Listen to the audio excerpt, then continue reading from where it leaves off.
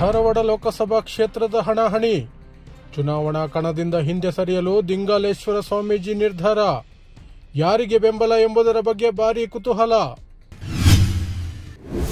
ಪ್ರಧಾನಿ ಸ್ಥಾನದ ಘನತೆಯನ್ನು ಮರೆತು ಮೋದಿಯಿಂದ ಮುಸ್ಲಿಮರ ವಿರುದ್ಧ ದ್ವೇಷ ಭಾಷಣ.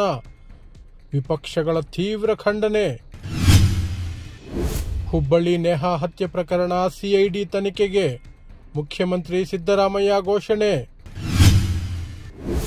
ಮುಸ್ಲಿಂ ಬಾಂಧವರಿಗೆ ಬಿಜೆಪಿಯವರು ಚಿತ್ರಹಿಂಸೆ ನೀಡುತ್ತಿದ್ದಾರೆ. ಬಿಜೆಪಿ ವಿರುದ್ಧ ಉಪಮುಖ್ಯಮಂತ್ರಿ ಡಿಕೆ ಶಿವಕುಮಾರ್ ವಾಗ್ದಾಳಿ. ಬೆಳಗಾವಿಯಲ್ಲಿ ಗೋವಿನ ಹೆಸರಿನಲ್ಲಿ ಹಿಂಸಾಚಾರ. ಗೋವು ಸಾಗಾಟ ಮಾಡುತ್ತಿದ್ದ ಲಾರಿ ಚಾಲಕನಿಗೆ ಸಂಘ ಪರಿವಾರದ ಕಾರ್ಯಕರ್ತರಿಂದ ಹಲ್ಲೆ.